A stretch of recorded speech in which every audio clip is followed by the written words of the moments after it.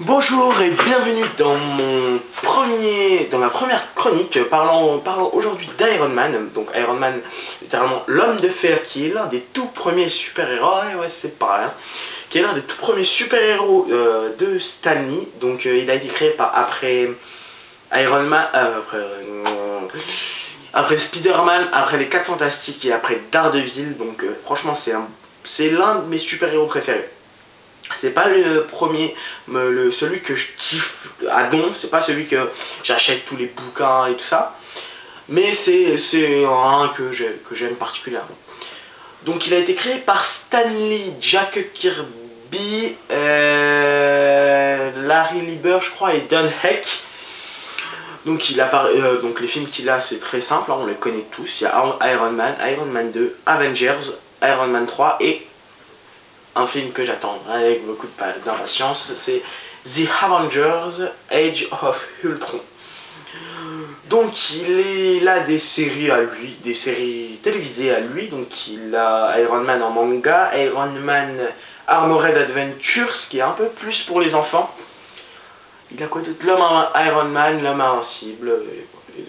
Donc sa première apparition est dans Townhouse Suspense, numéro 39 en mars 1963. 1963, tout simple. Il a été édité par Marvel Comics, comme je pense que vous savez.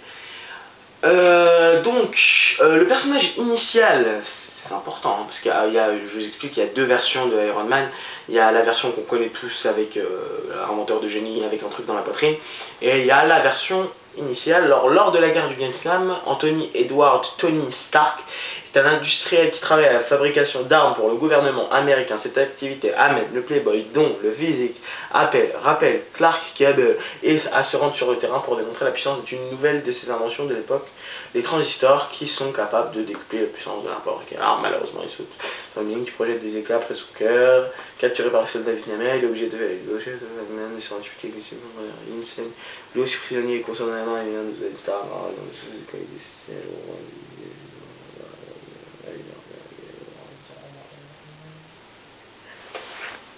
Non, bref, la première histoire dans le premier film, sorti en 2008, est la véritable histoire. Sauf que c'est pas des talibans, c'est plutôt des Vietnamiens. Donc voilà, après s'être enfui, donc il va reconstruire des armures et ça. Donc ça c'est pour la première.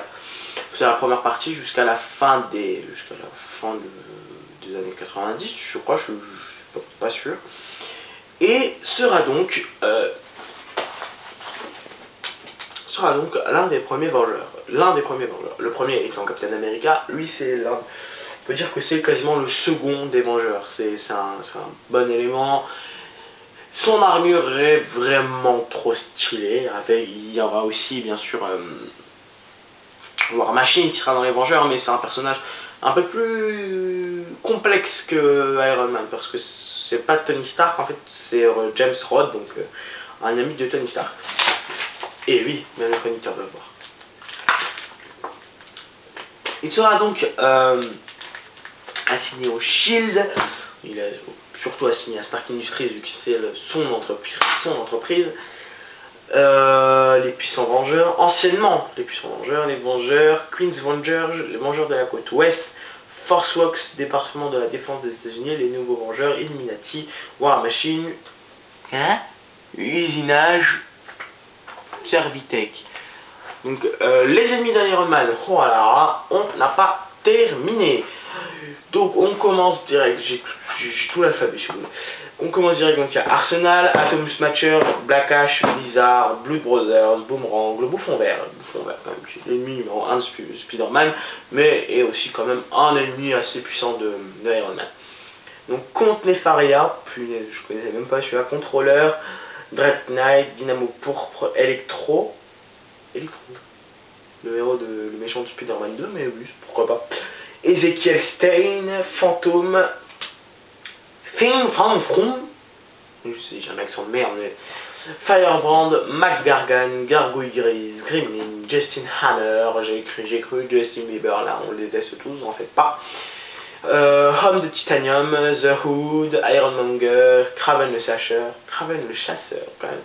Il fait tout plein des ennemis comme Iron Man a beaucoup d'ennemis de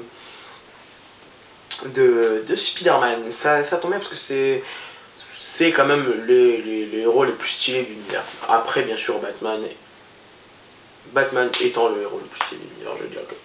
Il y a Ironmonger, Laser Vivant, la Licorne, Madame Masque, le Mandarin. Donc le Mandarin, c'est l'ennemi d'à peu près tout, putain, les Vengeurs. Et de tous les super-héros, quand même, c'est l'un des terroristes les plus respectés au monde. Donc il y a le Maraudeur masqué, Mauler, Melter, Moderek, Nitro, Porc-Épic, Showkai, Sneakmanner, bon, les S, ils sont impossibles à... Ah, excusez-moi, de là ça va. Ils sont impossibles à dire. Donc ensuite il y a Ultimo, Ultron, Venom, Vibro et Whirlwind. Donc ça c'était pour les ennemis d'Iron Man. Et donc voilà, pour terminer, je vous dirai juste une seule chose. Iron Man est l'un des héros les plus stylés de notre époque, derrière Batman. C'est un héros je trouve, pour quand même... il est balèze quoi, c'est un héros fondamental. Je trouve qu'il n'est pas assez connu et que malheureusement il faudra bien que, à mon avis, ils vont le remettre au goût du jour.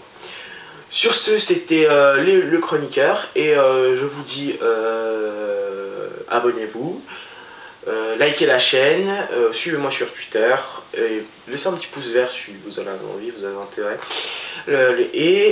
Sur ce, lisez des comics, regardez des films de super-héros et d'épouvante, et je vous dis à bientôt.